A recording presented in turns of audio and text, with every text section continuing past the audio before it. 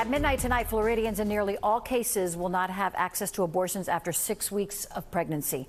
Good evening, everyone. Thanks for joining us. I'm Jackie Nesbro. And I'm Juwan Sitter. Good evening. NBC6's Sophia Hernandez joins us live in studio to talk about the implications of the ban and what happens next, Sophia. And that's the big question, right? What happens next? After today, those seeking abortion access in our state will no longer be able to after 6 weeks of pregnancy.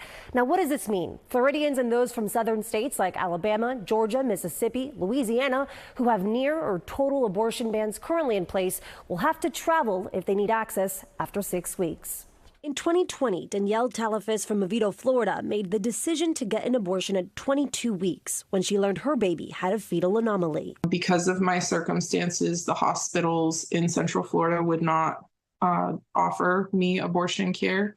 My options were to travel to West Palm Beach. Now, with a 6-week ban effective May 1st, women will have to travel out of state to receive the same access to treatment and make their decisions in less time. 6 weeks is very early in a pregnancy. It's just 2 weeks past a missed period.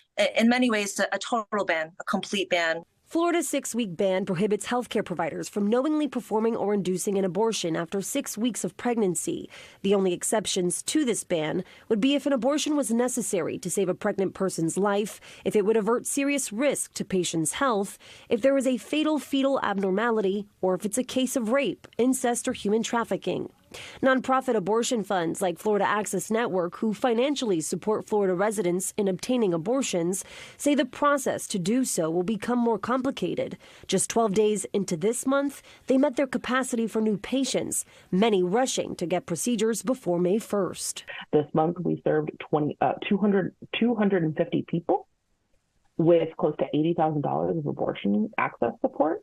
That is double what we spend every month. Those numbers are only expected to increase, while medical experts believe in-state clinics will see decreased foot traffic.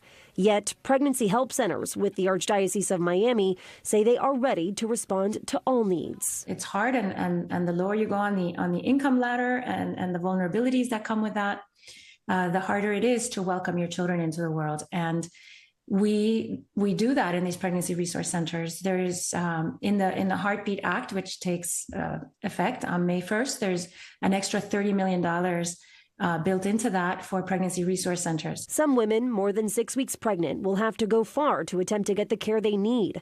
In North Carolina, women have access to abortions up to 12 weeks, and there are more options the farther north you travel. The next closest place where patients can seek care is Virginia, Illinois, Kansas, and then the East Coast and the West Coast. And boy, none of those are close by. You know, this requires taking time off from work, having the financial means to travel, as you said. You know, plane tickets are not cheap, finding childcare, unpaid work time. Many in the state are supportive of the restrictions, including Governor Ron DeSantis, who signed the ban. The court ruled correctly that being able to provide protections for a baby that has a detectable heartbeat is lawful and constitutional. And I think that that's a noble effort. Now ahead at 7, a political expert weighs in on the possible ramifications for November. Sophia Hernandez, NBC6 News.